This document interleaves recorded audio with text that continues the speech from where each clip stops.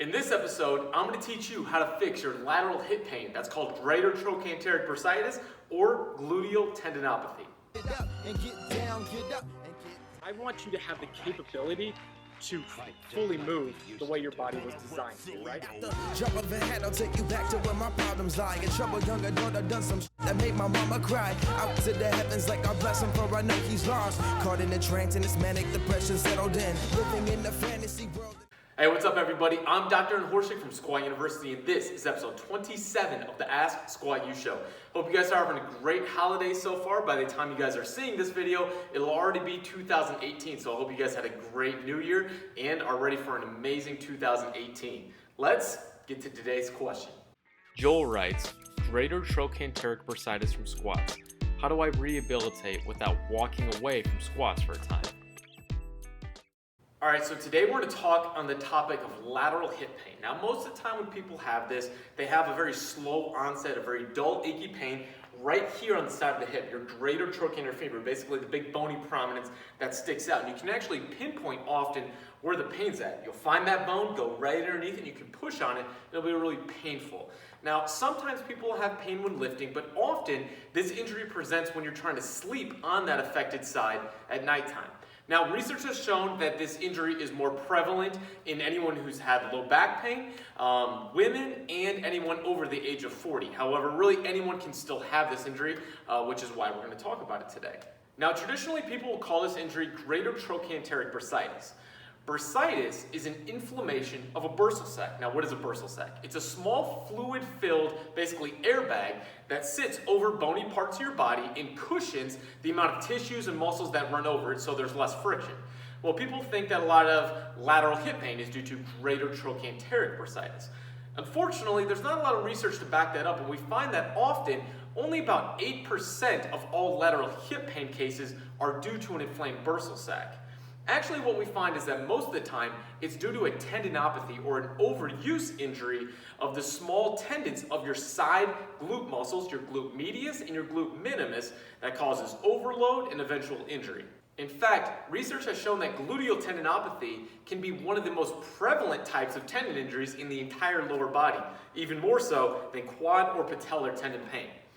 Unfortunately, we can't really tell the difference many times between greater trochanteric bursitis or gluteal tendinopathy. And in fact, they can often occur at the exact same time and probably due to the exact same mechanism. So what I want to do today is I'm going to give you a little bit of an anatomy background to that lateral hip. We're going to talk about exactly how this injury starts and a couple of the possible risk factors. And then we're going to get into a number of fixes that you can use at home to decrease your pain. All right, so let's start off with a little anatomy. Your glute medius is a muscle that starts on the side of your hip at your iliac crest of your pelvis. It runs down and attaches onto your femur at that big bony prominence called your greater trochanter. Your glute minimus is a little bit smaller muscle that sort of fits in behind the glute medius and attaches roughly at the same area. Now, a lot of people originally thought these muscles to be sort of the main abductors of the hip. However, what we found in research is that these muscles, instead of acting as main movers of the hip, act more as a stabilizer of your pelvis to limit excessive motion. In this case, a lot of people will also refer to the glute medius and minimus as sort of the rotator cuff muscles of the hip. Now, if you remember to a lot of stuff we've talked about on the shoulder, your rotator cuff muscles have a job of stabilizing the humerus in the socket. So basically they act to steer while the big muscles move the arm. Well, the same thing can be applied to the hip. So the muscles on the side of your hip, your glute medius and minimus, act to keep the femur bone centered in the middle of the hip socket and keep your pelvis stable, while the bigger muscles, your glutes, your TFL, those muscles actually move the leg. Now, like I talked about at the start of this video, a lot of people think that lateral hip pain is due to a tendinopathy or an overuse of the tendons. Similar to quad and patellar tendinopathy, like we talked about in a previous video, this is due to an overload unexpectedly of those tendons that eventually makes them really angry and they become reactive. Now, how does this overload happen at the hips? Well, it's usually due to a combination of tensile and compressive force. Now, tensile force is a stretching force, like taking a rubber band and stretching it out. Compressive force is when two things smashed together. Now, we can have this at the hip due to two things. The first is your anatomy. Now, some people think that women or anyone who has a really wide set pelvis are automatically set up to have this injury more prevalent than others who have a more narrow set pelvis. And it's because when you have a wider set pelvis, you have more of an angle of your lower body. What that means is that your glute tendons are going to be more at an angle and easily compressed and stretched out compared to someone with a more narrow set pelvis. Most likely the number one risk factor for developing this overload at the tendons is a movement issue. Now I'm going to use the classic hip shift during a squat to sort of explain. As someone comes up from a squat, if they shift over to the side, their thigh moves into what we call adduction. Their thigh moves out of ideal alignment and moves in towards the mid side of the body. Now what that does is it takes your tendons on the outside and compresses them because the IT band that sort of runs over the top of them is pulled against the body in order to create stability at the hip. So whenever you have that compression of the IT band on the glute tendons and sometimes the bursal sac that's right around that area, you're going to get a lot of compressive and tensile forces at the same time, which over time will cause overload of them and eventual injury.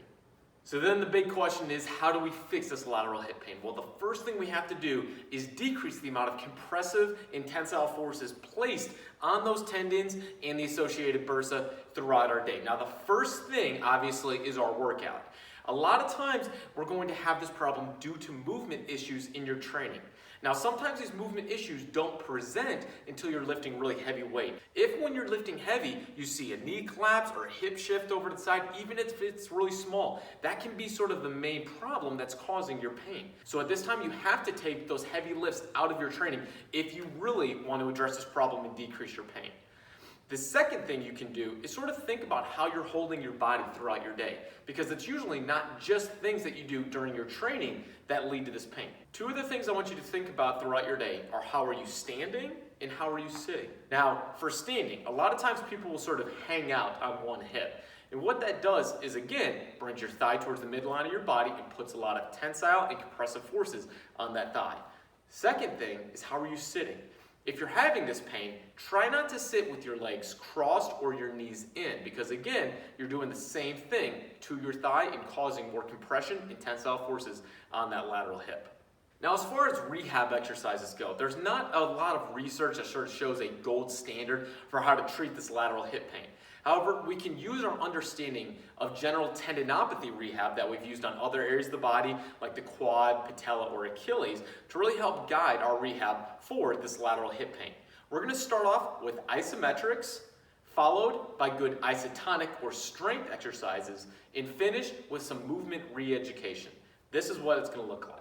Now, the first thing you can do to sort of kickstart the healing process for lateral hip pain is an isometric exercise. Now, this is going to be very similar to the wall sit that we used for patellar or quad tendon pain. All you're going to use is a belt, and this is how you do it. Raise your leg against the band resistance and hold it there for 10 seconds. Try to really get your lateral glutes to kick on and make sure that your pelvis isn't rotating backwards as you do this. Your goal should eventually be to hold this for 30 full seconds before relaxing. You can also perform this in a squat. Keep your feet completely glued to the ground and drive your knees out to the side to turn your lateral glutes on. Hold this position for 10 seconds before relaxing. The next step in dealing with this lateral hip pain is an isotonic exercise, which means it's resistance with movement. What we're going to use is a band. You're going to place it around your knees, or if you want to make it harder, around your ankles. And we're going to do a lateral band walk. It's really important to make sure how you're doing this exercise so that you get the most out of it in turning on your glute muscles and not overworking your TFL. Let me show you how to do this.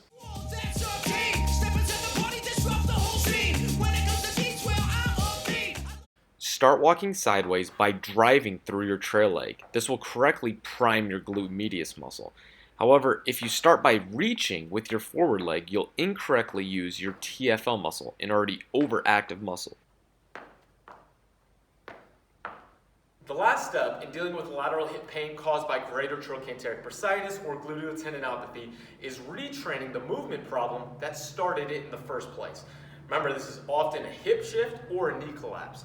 What we're going to use is a RNT, or Reactive Neuromuscular Training exercise, to teach the body how to feel for when it's moving poorly so that it can react and learn how to move correctly. Now, all we're going to use is a band around your knees to start. This is what it's going to look like.